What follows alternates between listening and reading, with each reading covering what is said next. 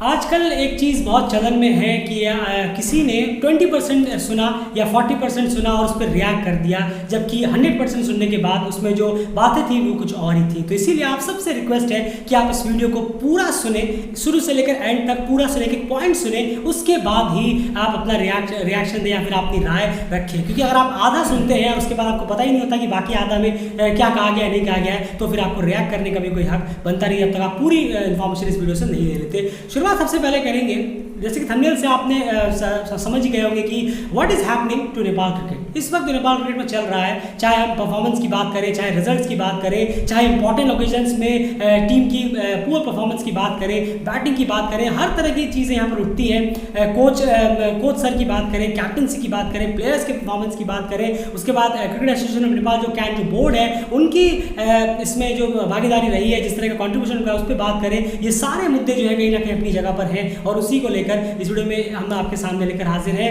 एक चीज़ और यहाँ पर सुनने में आ रही है कि कल जो हार हुई है उसमें कहीं ना कहीं आरिफ शेख को सेल्फिश इनिंग की वजह से ब्लेम किया जा रहा है। जी हाँ, ऐसी भी चीज़ें आई हैं, तो उस पर भी इस पर बात जरूर करेंगे, अपनी राय जरूर रखेंगे। एंड कई सारे पॉइंट्स यहाँ पर उठ जाते हैं। सबसे पहले मैं यहाँ पर जो पॉइंट उठाना चाहूँगा वो है प्लेयर्स का टेम्परामेंट और इंटेंट ओडीआई क्रिकेट को लेकर। प्लेयर्स की जिम्मेदारी भी तो कोई बनती है, कोच कैप्टन सब अपनी अपनी जगह पर ठीक है, लेकिन आप कोई अभी दूध पीते बच्चे नहीं हैं जो आप अपनी जिम्मेदारी नहीं समझ रहे हैं। जिम्मेदारी तो आखिर उन्हीं को समझनी है, कोच को आकर 11 मैदान पर नहीं खेलना है। देखिए बिल्कुल सही कहा आपने, और ये कहीं ना कहीं ये हो जाता है कि कुछ प्लेयरों को पता है कि हमारे पीछे कुछ अभी है नहीं। मैं ये सीधा एक छोटे से उस पर आ रहा हूँ, थोड़ा ध्यान देने की ज़रूरत है, ध्यान से सुनिएगा कि प्लेयर्स को ये कहीं ना कहीं शायद मालूम है कि अभी हमारे इर्द गिर्द कोई प्लेयर है नहीं, हमें चिंता करने की ज़रूरत नहीं है।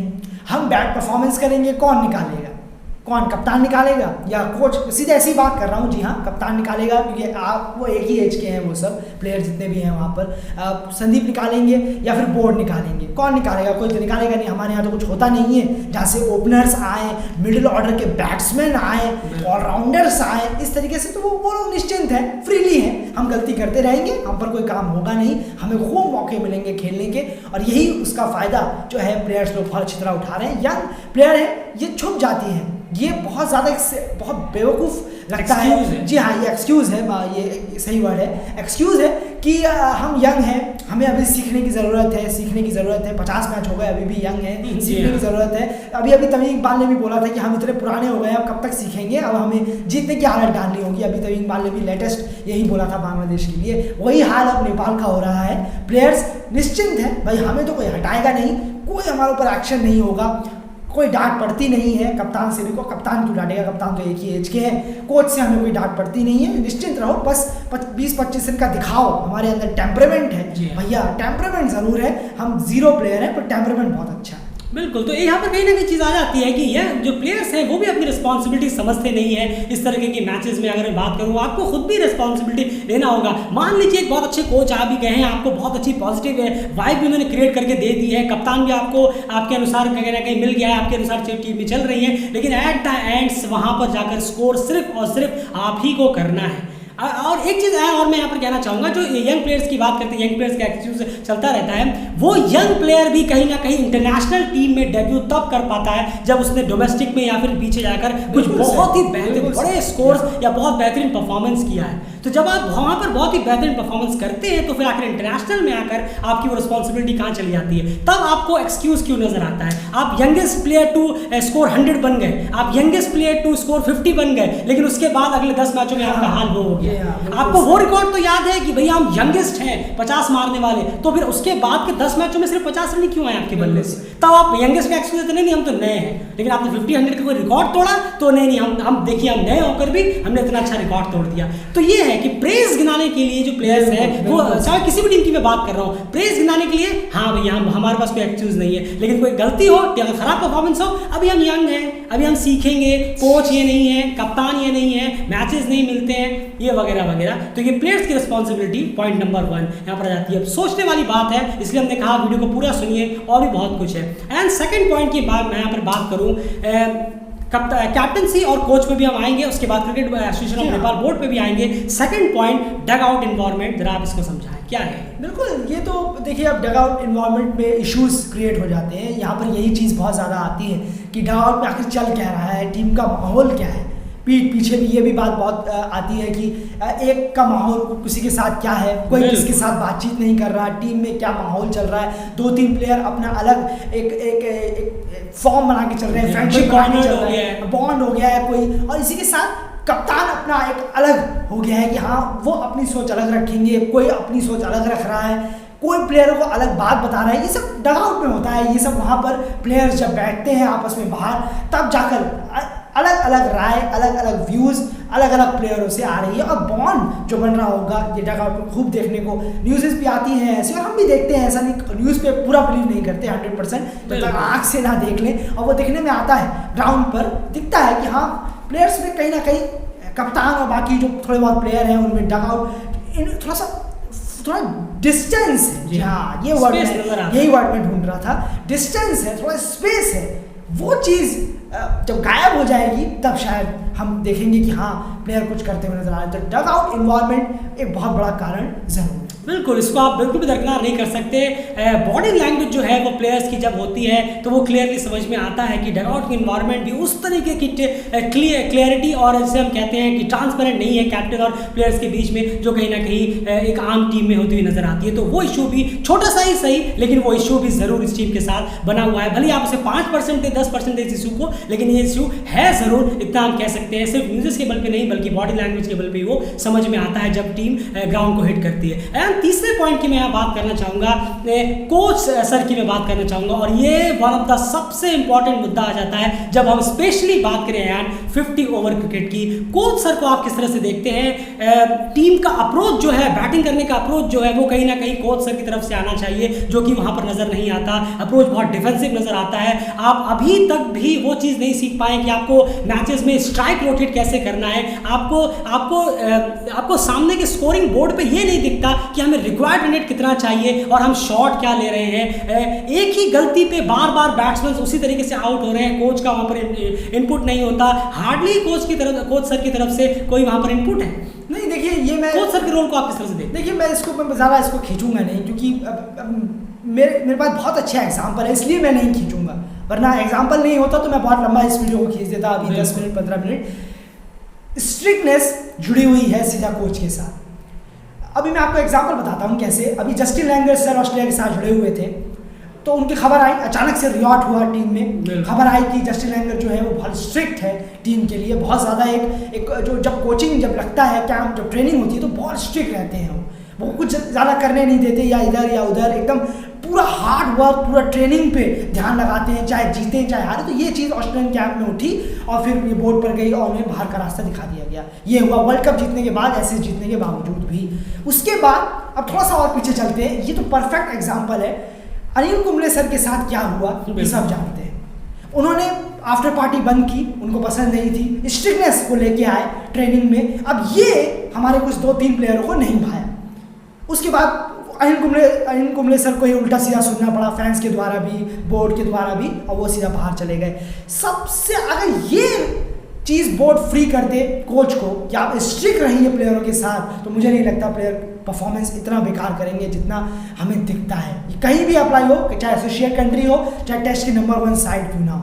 तो मेरे डेली क्रिकेट कहीं ना कहीं ये मुझे ऐसा लगता है कि स्ट्रिक्टनेस एक बहुत बड़ा कारण है। प्लेयर जिस तरीके से आउट होते हैं, स्ट्रिक्ट अगर उनको ध्यान में हो कि हाँ अभी जाकर मेरा क्या हश्र होगा अंदर, तो इस चीज़ का ध्यान हो, तो मुझे नहीं लगता कि वो गलती करने से पहले 100 बार कांपेंगे कि हाँ मुझे गलती नहीं करना है। जिस तरीके से हम एकेडमी के टाइम करते थे वो सब भूल जाते हैं। क्यों? लग्जरी, ये हमारा एक कप्तान हूँ मैं, एक ओपनिंग बैट्समैन हूँ, मेरा एक वो है, मेरा एक स्टेटस है मेरा टीम में, ये चीज़ आ जाती है, स्ट्रिक्टनेस गायब हो जाती है। करने जाते हैं तो बोर्ड के पास कंप्लेन लेके टीम मेंबर पहुँच जाते हैं। बिल्कुल, तो ये कहीं ना कहीं चीज़ें यहाँ पर जरूर नजर आती हैं। बहुत सारी चीज़ें आपको, जैसे हमने कहा आपको कि बहुत ध्यान से आपको वीडियो सुनने की और समझने की जरूरत है। बहुत ध्यान वाली बातें हैं। अगर आप स्किप कर करके यहाँ तक पहुँचे तो कोई फायदा नहीं, आप वीडियो छोड़ के जा सकते हैं, क्योंकि आपको अभी तक भी कोई चीज़ समझ में आने वाली है नहीं। खैर, यहाँ पर कोच सर की मैं और यहाँ पर अगर बात करूँ इम्प्लीमेंट को लेकर, सबसे पहले आपने कहा कि स्ट्रिक्टनेस वो नजर नहीं आती, प्लेयर्स के अंदर वो नहीं है कि नहीं कि मैं जो अब यहाँ पर खराब परफॉर्मेंस करके जा रहा हूँ तो मैं अपने कोच को किस तरह से जवाब दूंगा, मैं उनके सामने क्या रखूंगा, क्या हैंडल रखूंगा। और यार यहाँ पर आप 2-3 चीज़ें और कह रहे थे कि एक रूटीन प्लेयर्स को देना, एक रोल प्लेयर्स को देना कोच की तरफ से, वो भी कहीं ना कहीं नदारत नजर आता है अप्रोच में। जो आप कह रहे थे कि इस प्लेयर को हमने इतना दिया, ये हमने डेल क्रेटे पहले भी ये चीज़ उठाई हुई है, ये एक होमवर्क, एक रूटीन आप इंटरनेशनल मैचेस में उनको दे सकते हैं, लेकिन वो देते हुए नहीं है। किस रोल की बात कर रहे थे? बिल्कुल, देखिए ये बहुत एक अच्छा एक जाएगा प्लेयर्स के लिए कि जैसा वो खेलते हैं उस अकॉर्डिंग उनको ये रोल दिया जाए कि हाँ चलिए कुशल बुर्तेल को थोड़ा तेज खेलना पसंद है, तो क्यों ना हम उनको रन्स दे दें कि हाँ चलिए आपको ओपनिंग है आपका, तो आप 30 रन मार के जाइए, दीजिए, रोल दीजिए, ऐसा करिए उनके साथ। उनको अगर इतना ही है कि यार मुझे अब 50 रन मारना पड़ेगा क्या, ये तो बहुत ज़्यादा हो गया, तो कोच ऐसा कर दे, घुमा दे उस बात को, चलो भाई आपके कंफर्टेबल के लिए हमने आपको 30 रन दे दी। बिल्कुल, अगर आप 30 करते हैं तो no one to blame you. बस जी हाँ, ये आपने बिल्कुल सही कहा, कोई आपको ब्लेम नहीं करेगा। अब थोड़ा सा अच्छे बैट्समैन हैं, टेम्परामेंट वाले बैट्समैन हैं, तो उनको बॉलों का रिस्क दे दीजिए कि हाँ भाई आपको अब 70-80 बॉलें खेल के जानी है। जैसे देव खनल हुए, रोहित पुड़ैल हुए, आरिफ शेख हुए, इस तरीके के प्लेयर, आसिफ हुए, यहाँ आसिफ और देव हुए, तो आप कहिए कि चलिए आपको हम 30-40 रन, आपका रन भी बढ़ा दिया हमने और बॉलें भी, क्यों आप लोग बहुत थोड़े से काम कंपोज डाउन है। जी हाँ बिल्कुल, काम कंपोज और आपका डाउन बहुत इंपॉर्टेंट है, तो हमने आपकी थोड़ी बॉलें बढ़ाई, आपके ऊपर प्रेशर डाला और 10-15 रन हमने और बढ़ा दिया, यानी कि 40-45 रन हमने आपके ऊपर बढ़न दे दिया।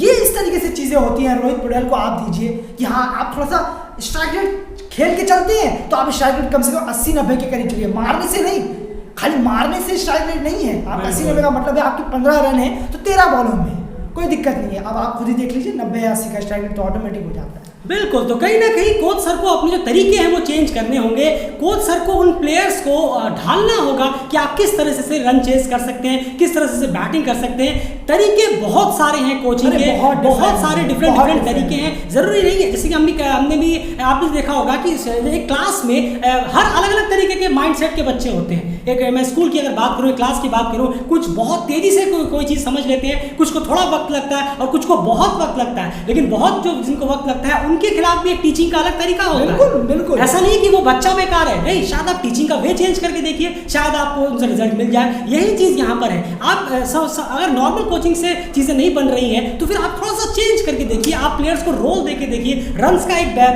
बैरियर सेट करके देखिए, तब आप देखिए। मान लीजिए प्लेयर देव खनल की मैं बात करूँ, देव को आपने दिया कि आपको 35 मारने हैं, तो उनके माइंड में रहेगा मुझे कैसे भी 35 पहुंचना है 60-65 बॉलों में। बताइए, शुरू की मैं बात कर रहा हूँ, वो धीरे धीरे उसको 50 बॉल में ले आएंगे, आप देखते रहिए।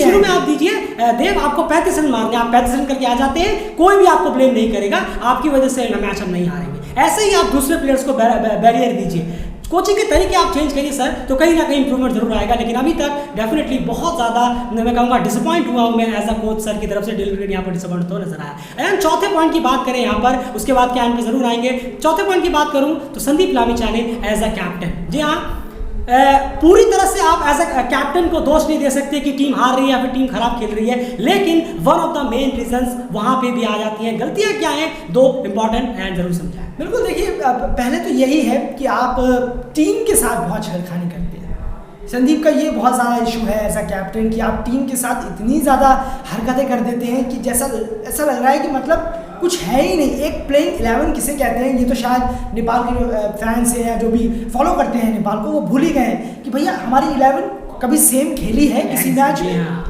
इस तरीके से रहता है संदीप का कप्तानी कि इस मैच में अलग, उस मैच में अलग, किसी टूर में गए तो ये अलग, को समझ में नहीं आता कि आखिर चल क्या रहा है। किसी एक प्लेयर पे भरोसा दिखाइए, किशोर वहाँ तो वहाँ बाहर बैठे बैठे ही गायब हो जाएंगे। फिर कोच का बयान आएगा कि हमने तो उन्हें बहुत मौके दिए थे। संदीप का बयान आएगा उन्होंने परफॉर्म नहीं किया। अरे परफॉर्म कहाँ किया, क्यों झूठ बोलते हैं? एक ODI मिला नहीं है अभी तक और आप कह रहे थे कि बाहर बैठे हुए ही, जैसे अभी आपने कुछ दिन पहले कहा था कि वो बाहर बैठ के ही चाहते हैं कि परफॉर्म हो जाए। हाँ, किशोर माधव की बात कर, बिल्कुल, और ऐसे पहले भी थे, हम विवेक यादव की बात कर रहे हैं, भीम शार्के की बात कर रहे हैं, कितने प्लेयर ऐसे आए और टीम में निकल के ऐसे चले गए। ऐसा लगा जैसे कि उन्होंने क्या गुनाह कर दिया होगा, 10 मैच में नहीं चले तब निकाला है हमने जाके। बिल्कुल, क्योंकि जब आपने भीम को स्क्वाड में लिया था, विवेक को स्क्वाड में लिया था, आपने खुद लिया था उन्हें स्क्वाड में, तो आप एक रीजन बता दीजिए कि वो बाहर क्यों बैठे हुए हैं, और अगर किसी रीजन से बाहर बैठे हैं तो आपने उन्हें ODI स्क्वाड में लिया क्यों था।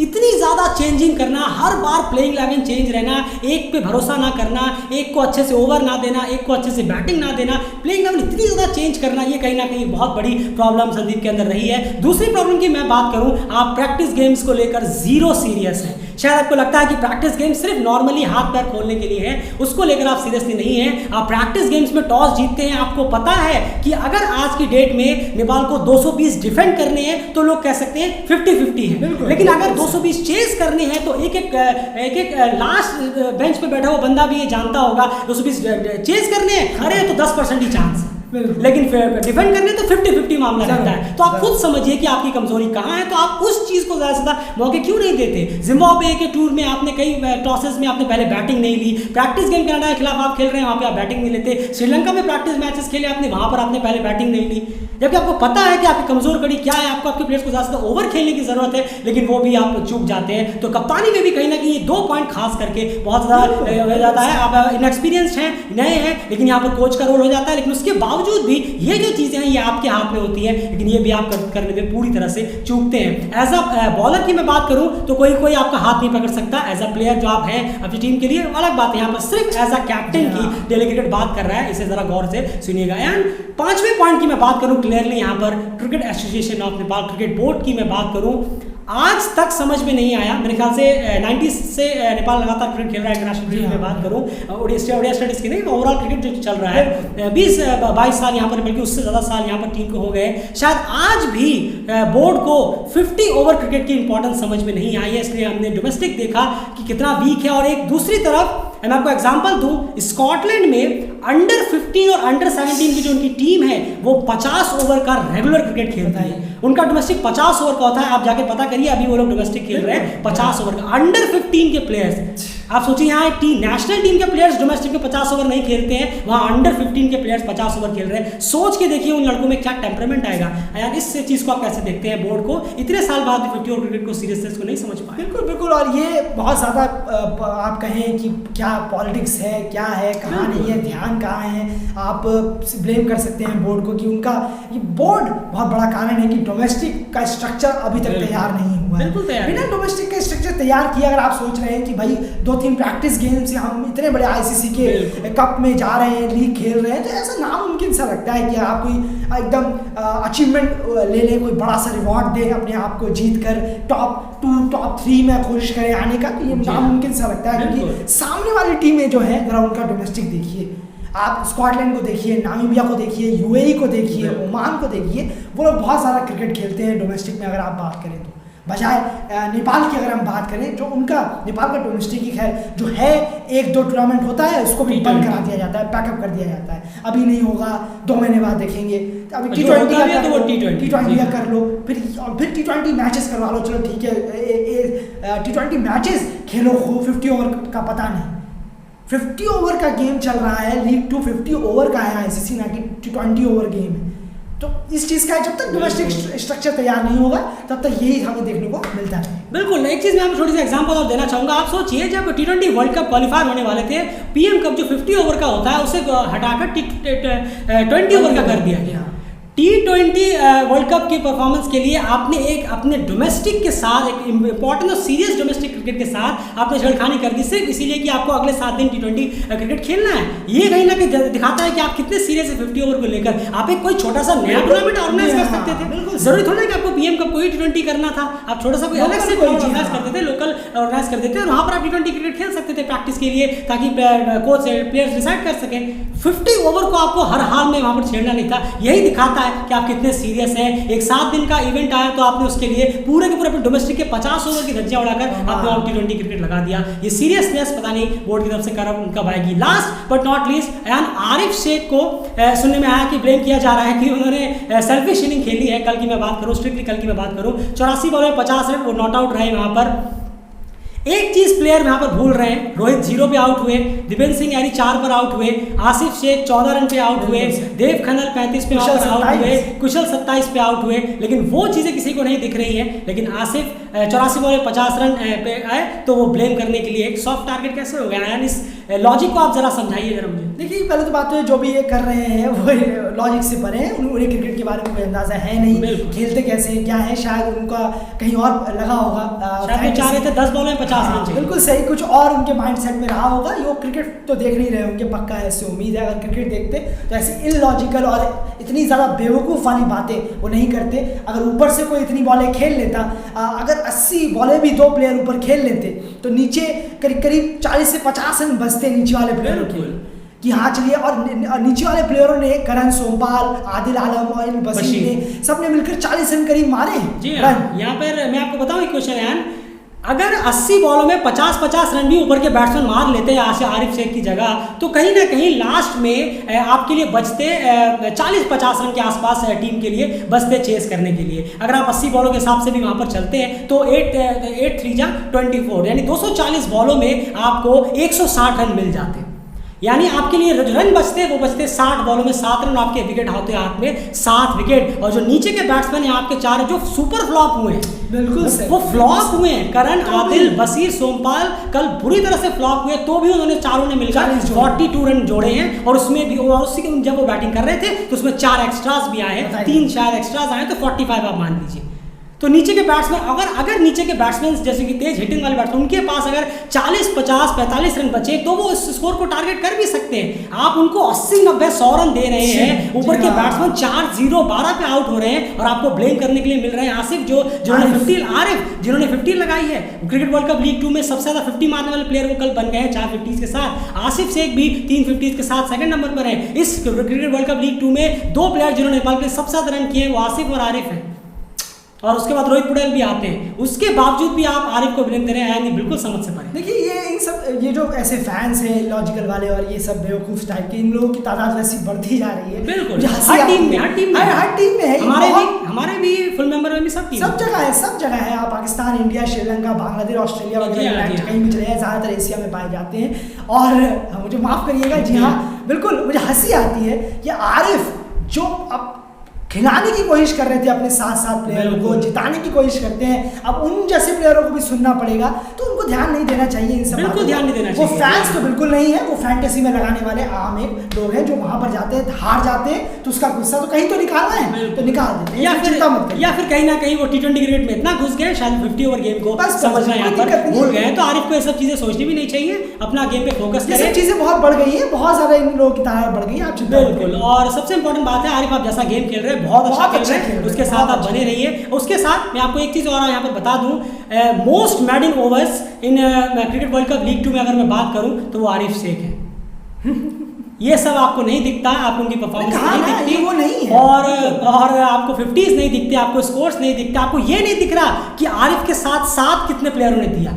आरिफ खड़े थे, दीपेंद्र आए आउट हो गए, उसके बाद नीचे के सोमपाल आए आउट हो गए, आदिल आउट हो गए, करण आउट हो गए, बशीर आउट हो गए। लेकिन उनको ब्लेम कोई नहीं देगा कि भाई 7 क्यों नहीं दिया, खराब शॉट खेल के आउट हो गए। लेकिन आपने 80 पे 50 मारे, भैया आपको ब्लेम करना है, जबकि वो टॉप स्कोरर थे कल। बिल्कुल, और ऐसे लोगों से और ऐसे क्रिकेटिंग जो एक्सपर्ट हैं, जो इस तरीके की बातें करते हैं, उनसे दूर रहना ही बेहतर है। आप उनसे ज़्यादा मुंह ना लगे और अपना काम करें।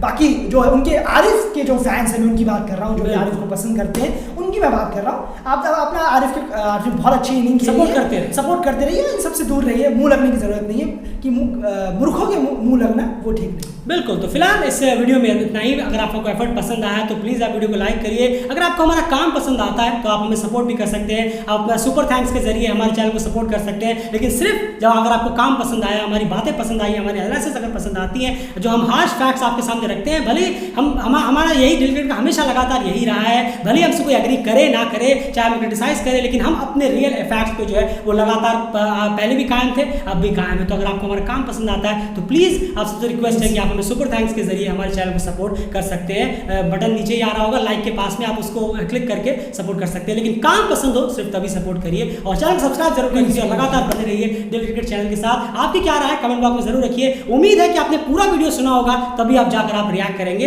रिएक्ट हमारे खिलाफ आप आपसे एग्री हो सकते हैं, डिसएग्री नहीं हो सकते, लेकिन राय जरूर रखिए, वो इंपॉर्टेंट होता है। डेली क्रिकेट चैनल आपको प्लेटफॉर्म इसलिए देता है कि आप यहाँ पर डिस्कशन कर सकें, अपनी राय रख सकें, चाहे वो आपकी अलग हो हमारी अलग हो। ये नहीं है कि हम बोल रहे हैं तो बिल्कुल सही हो सकता है, या फिर आप बोल रहे हैं तो बिल्कुल सही हो सकता है। क्या पता कुछ हम सही हो कुछ आप सही हो, लेकिन डिस्कशन लगातार होती रहनी चाहिए। प्लीज चैनल को सपोर्ट करिए, वीडियो को ज्यादा लाइक करिए और शेयर करिए। बाय।